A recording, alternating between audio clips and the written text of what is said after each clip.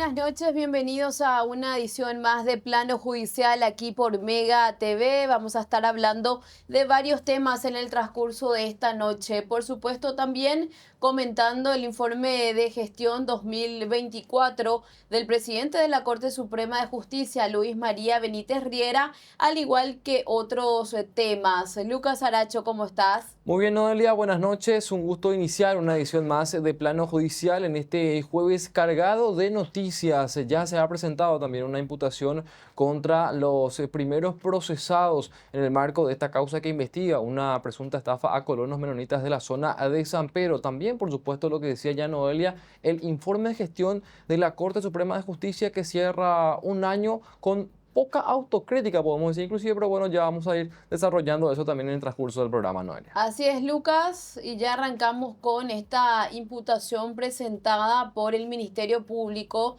en contra justamente de quienes estarían involucrados en este esquema de estafa a colonos ahí de la zona de San Pedro. Y con relación a lo que dice el relato de hechos, Lucas, todo esto, como nos comentaba la abogada Jessie Ruiz Díaz, arranca en el año 2017 con José Francisco Lubetich, quien incluso se hacía pasar por abogado. Exactamente, él sería el líder de todo un esquema que estaba integrado al menos por varias personas y ahora están imputadas. De hecho, tres de ellas, el propio Lubetich también está imputado, este director o quien fuera director del Congreso, William Roberto Guarín Campuzano, e Ilsa Marisela Paredes. La imputación es por supuesta estafa, producción mediata de documentos públicos de contenido falso, y también se habla de asociación criminal. Y se habla puntualmente de dos víctimas, Noelia, y por supuesto el perjuicio que se plasma en esta imputación a priori es de lo que ya comentábamos ayer, $1.600.000. Y en esta imputación que estamos compartiendo en pantalla también se habla de una serie de hechos principales, Noelia. Podemos decir, por ejemplo, este engaño inicial, cuando se presentó Lubetich haciéndose pasar por abogado y presentándose como el líder de un equipo jurídico inclusive, que logró convencerle a estas víctimas para poder adquirir estas tierras gestionadas ante el INDER. Así es, y en lo que dice la página número 2, arriba, en Hechos, justamente menciona lo que estás indicando, Lucas, y vamos a compartir parte justamente de esta descripción en donde menciona a dos familias. El señor José Francisco Lubetich, como líder del esquema ilícito, él mismo se habría encargado de embaucar a sus víctimas bajo declaraciones falsas sobre distintas circunstancias relacionadas a la adquisición de las tierras supuestamente del INDER desde el año 2017 hasta agosto del 2024, y presuntamente determinó las funciones y tareas que cada uno de los integrantes tendrían dentro del conjunto ilícito. Ya se los indica como el presunto líder de todo este esquema entonces a José Francisco Lubetich. Él habría determinado como tarea principal a la abogada Ilsa Marisela Paredes la de presentar documentos de las víctimas ante el INDER y la elaboración de escritos judiciales y administrativos relacionados a la adquisición de las tierras del Chaco. Y en efecto, la abogada Ilsa Paredes elaboraba los escritos y promovía las acciones judiciales presumiblemente de contenido falso, los cuales se presentaban ante el INDER y ante el juzgado en lo civil de primera instancia de la ciudad de Villa Ayes, juzgado no competente justamente, Lucas. Asimismo, Noelia, lo que ayer nos comentaba la propia abogada Jessie Ruiz Díaz, que fue la denunciante, que se daba esa particularidad, ¿no? Que ellos presentaban esto ante un juzgado de la zona del Chaco, ya inclusive la zona de Villa Ayes, y que por esa razón es que inclusive podrían ser investigados funcionarios judiciales hasta magistrados, porque de corroborarse que esas resoluciones, que estas personas se acercaban a las víctimas para poder obtener cierta credibilidad por supuesto, eran reales, si esas resoluciones judiciales eran reales, allí podríamos hablar inclusive de la participación de magistrados judiciales puntualmente de esa zona. Y en otra parte de la imputación, Noelia, se habla también de la participación de William Roberto Bogarín Campuzano, que era este director del Congreso también, uno de los directores del Congreso.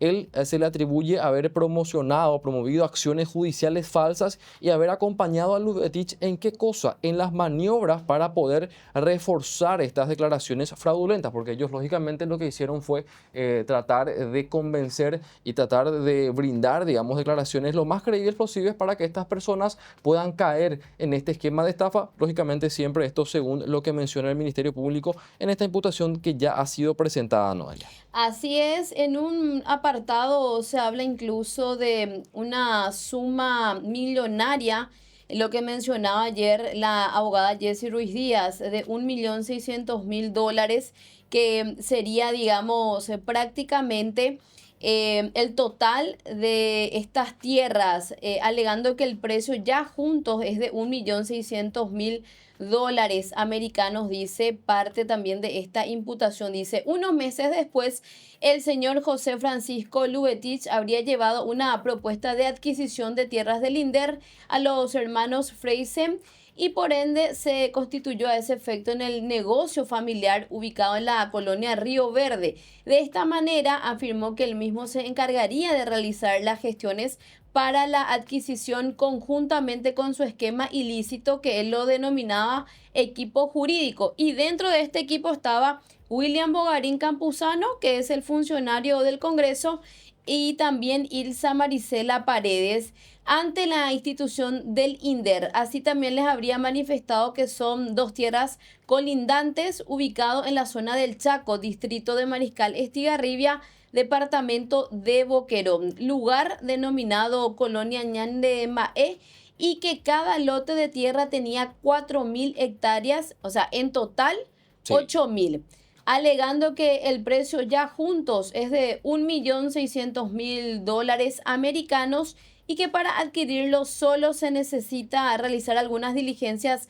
administrativas ante el INDER ubicado aquí en Asunción, y esa propuesta fue aceptada por estos hermanos Lucas. Asimismo, Noelia, y luego ya siguiendo un poco también con el relato de hechos, se menciona cómo transcurrieron los meses y entre gestiones y gestiones ya, por supuesto, los ciudadanos menonitas, las víctimas, ya empezaban a preocuparse porque ellos no veían ningún tipo de resultados y puntualmente del 2018 se menciona en la imputación ya ante insistentes reclamos de estas víctimas para poder ingresar a los inmuebles que supuestamente ellos ya habían adquirido por parte de Bernardo Friesen-Neufeld y Hernán Friesen-Neufeld. El ciudadano José Francisco Lubetich, relata la imputación, vuelve a engatusarlos con nuevas declaraciones falsas en las que alegaba que ya están haciendo los trabajos de limpieza en los inmuebles, ya para la ocupación definitiva, y que no va a ser necesario constituirse en el lugar, atendiendo a que él y su equipo jurídico se están encargando de todo. Nuevamente,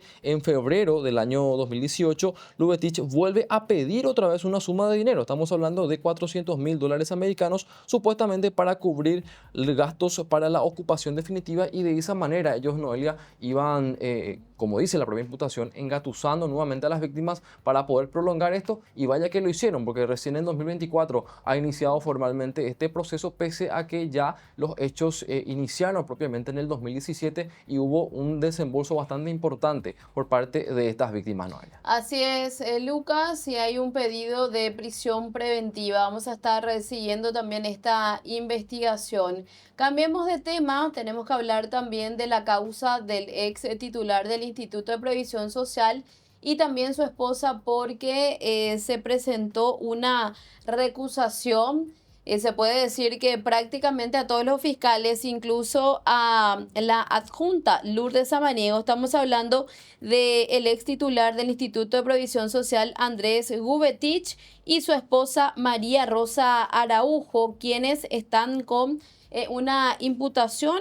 Hablamos aquí de lavado de dinero y también estafa. Acusación ya, Lucas. Asimismo, Noelia, se estaría buscando una acusación. Se tiene que presentar el requerimiento conclusivo este 21 de diciembre, pero se da una particularidad porque a días de que vence el plazo para la investigación, Noelia, la representación de Andrés Gubetich y de su esposa ha presentado varias recusaciones, decías ya, Noelia, contra incluso una fiscal adjunta, y queremos repasar los nombres de los fiscales a quienes ellos recusaron. El fiscal titular, de hecho, es el fiscal Marcial Machado, a quien recusa sí con expresión de causa, porque una particularidad también que se da es que a los demás fiscales, quienes paso a mencionar, los recusó sin expresión de causa, una figura también que no se da dentro de lo que es el Código Procesal Penal. Bueno, lo recusa sin expresión de causa a los fiscales Gustavo Adolfo Riveros Frutos, Fátima Girala, Laura Finestra, Luis Chamorro, Rogelio Ortúzar y Joao Carlos Báez Villalba,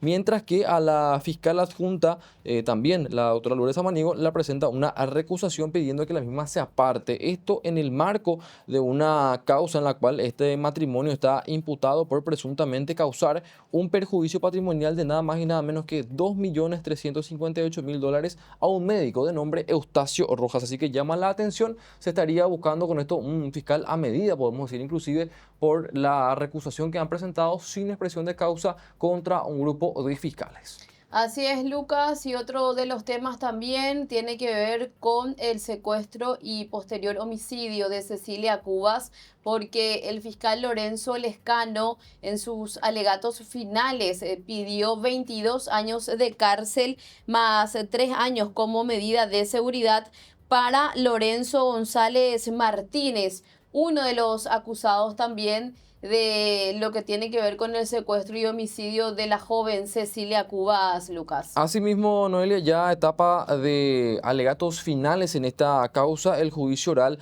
va a seguir mañana a las 13 horas. Ya importante el pedido que ha hecho entonces el Ministerio Público, 22 años de prisión más 3 como medida de seguridad, y también la querella, por supuesto, que ya ha hecho un pedido mucho más elevado. Estamos hablando de hechos que se dieron ya hace más de 20 años y que este juicio se está realizando ahora. Ahora bien, llamó también un poco la atención, Noelia, la declaración que brindó ante el Tribunal de Sentencia Lorenzo González Martínez, porque él se desentendió y mencionó que él no participó en ningún momento de este crimen, ni del secuestro ni del homicidio de Cecilia Cubas, y que de hecho él se termina enterando a través de los medios de comunicación. Mencionó inclusive que fue objeto de una persecución y tuvo que viajar a otro país, salir de Paraguay, porque él considera que inició esa persecución a raíz de que él no quiso colaborar con los supuestos investigadores, y los dijo en esos términos inclusive. Vamos a compartir parte de lo que decía Lorenzo González Martínez antes de que se pida la pena por parte del Ministerio Público. Yo pido encarecidamente al tribunal, primeramente, que se haga justicia en nuestra legislación. Ella merece. Y como dije, me ha convencido que están buscando la verdad sobre ese caso. Entonces yo creo que he dicho todo lo que me recuerdo. Yo pasé muy mal, ya sufrí mucho. Pasé los peores momentos de mi vida en la cine, en la casa, de que ellos están creciendo ahora, creciendo sin presente. Entonces, que me den la oportunidad de poder volver con ellos. ¿Este juicio continúa mañana, Lucas, y ya se podría dar a conocer la sentencia o no? Exactamente, Noelia. La defensa tiene que hacer sus alegatos finales, podría haber una réplica y una dúplica, y ya inclusive el tribunal podría dar a conocer su sentencia. Ya va a depender, por supuesto, de lo extensa que pueda ser también las alegaciones de la defensora pública que ejerce la representación de Lorenzo González. Lo cierto y lo concreto es que este juicio ya está en una etapa final y en los próximos días ya estaríamos conociendo una sentencia. Hacemos una pausa. A la vuelta vamos a estar compartiendo el informe de gestión del presidente de la Corte Suprema de Justicia, Luis María Benítez Riera. Pausa y regresamos.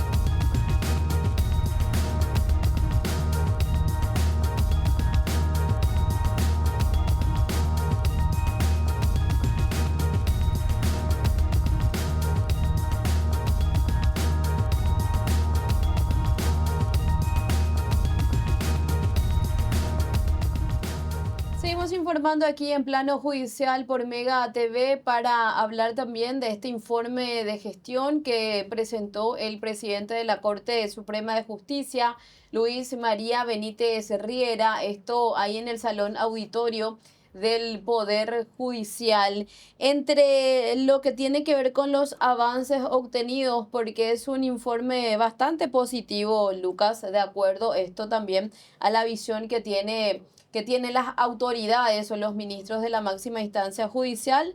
Se habló, por ejemplo, en cuanto al gobierno judicial, de los decretos, de lo que tiene que ver con las designaciones también de magistrados, defensores, agentes fiscales. Por otro lado, lo del carnet digital para auxiliares de justicia, el avance digital, comunicación bilingüe y otros puntos también, Lucas. Asimismo, Noelia, se ha resaltado por sobre todo la gestión y los avances en cuanto a, por ejemplo, lo que tiene que ver con la cuestión de infraestructura, también la producción de resoluciones y demás, pero como ya adelantamos al inicio, podemos decir que al igual que en años anteriores, este informe de gestión del presidente Luis María Benítez Riera padece de falta de autocrítica, podemos decir. No tiene mucha autocrítica este informe de gestión, es cierto. Se menciona, por ejemplo, ciertas iniciativas como, por ejemplo, las sanciones disciplinarias y denuncias administrativas, como la gestión, por ejemplo, de 943 sumarios disciplinarios y 2.232 denuncias que fueron procesadas. Pero, ¿qué es lo que pasa?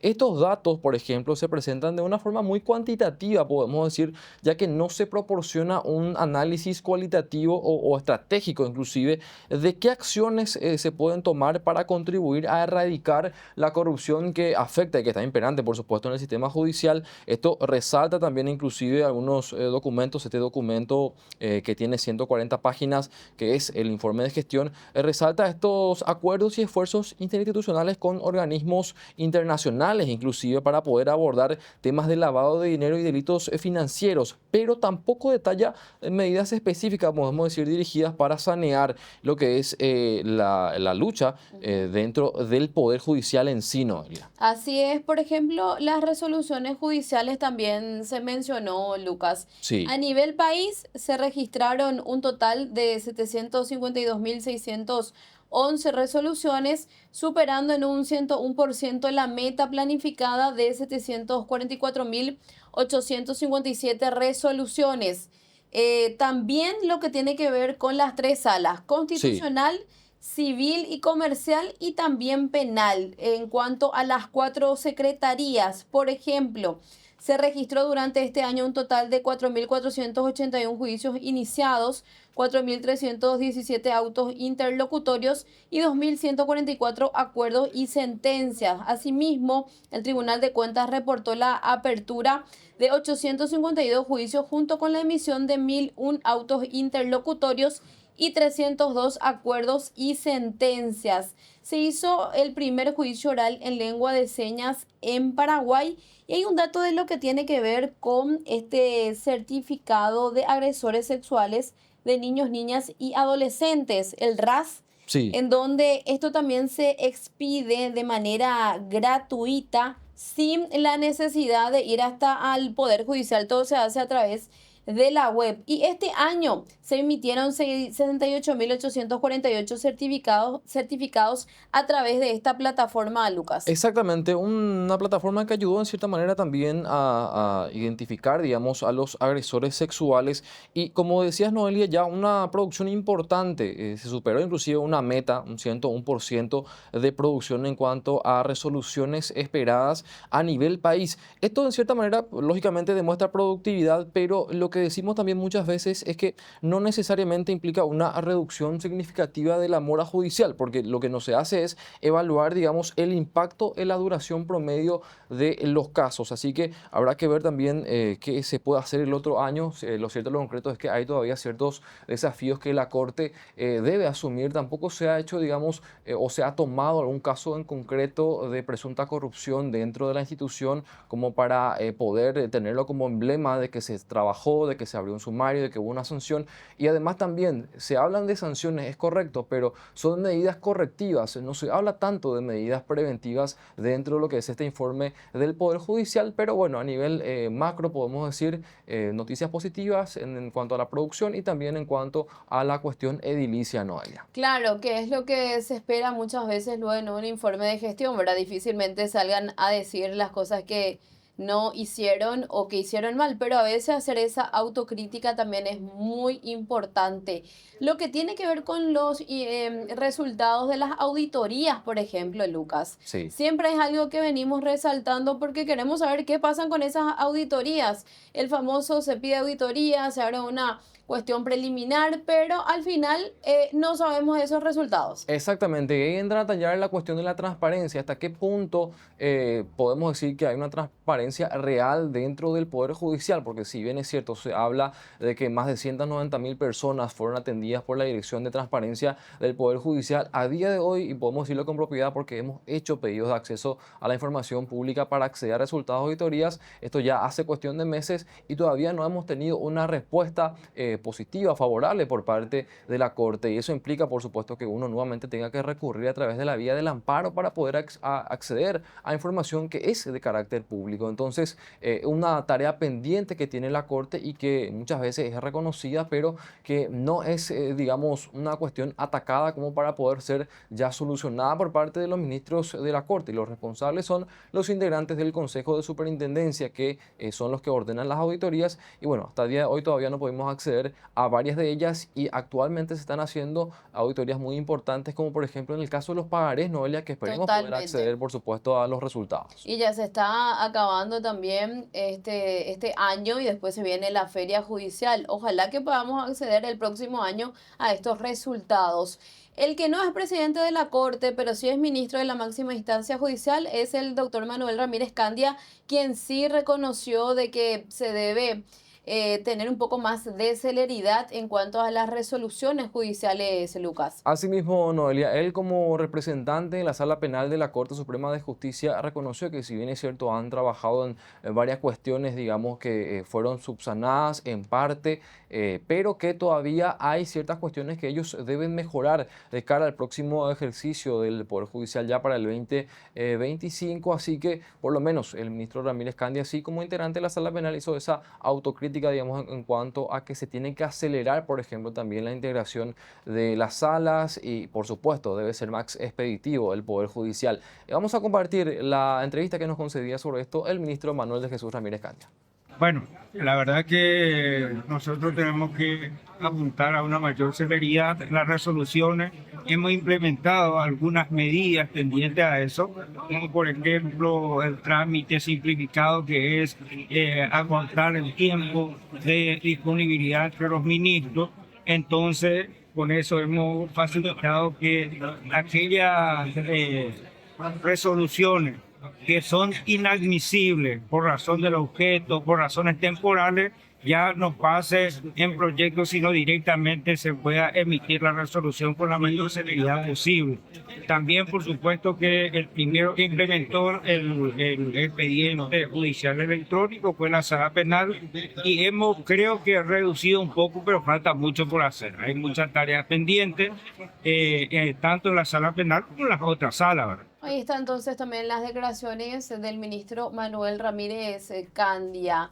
Otro de los temas para comentar también, Lucas, tiene que ver con el caso de A Ultranza PY, esta audiencia preliminar del pastor José Infran, hermano de Miguel Ángel Infran, alias Tío Rico, que también se está ya realizando, Lucas. Exactamente, Noelia. De hecho, hoy declaró ante la jueza Rosarito Montanía el presunto narcopastor José Alberto Infran, y él hizo referencia a el dinero que, por supuesto, él registró, el ingreso de ese dinero, y que la fiscalía habla en cierta manera que él obtuvo ciertas ganancias producto producto de la actividad ilícita del narcotráfico que generaba su hermano alias Tío Rico. Él mencionó en cierta manera que ese dinero es producto en parte de préstamos y que en otro sentido es también, digamos, lo que generaba su iglesia ahí en la zona de Curuguaté, que para la fiscalía era utilizada de fachada para poder lavar dinero producto del narcotráfico. Esta audiencia preliminar continúa ante la jueza Rosarito Montanía y bueno, tenemos que también comentar, Noelia, que la defensa va a plantear ya en una próxima sesión inclusive sus incidentes y vamos a estar atentos a cómo pueda avanzar esta audiencia y si se va a definir si va o no a juicio oral y público. Y con esto nosotros nos despedimos, nos encontramos nuevamente mañana aquí por Mega TV. Buenas noches, Lucas. Buenas noches, Noelia, será hasta mañana.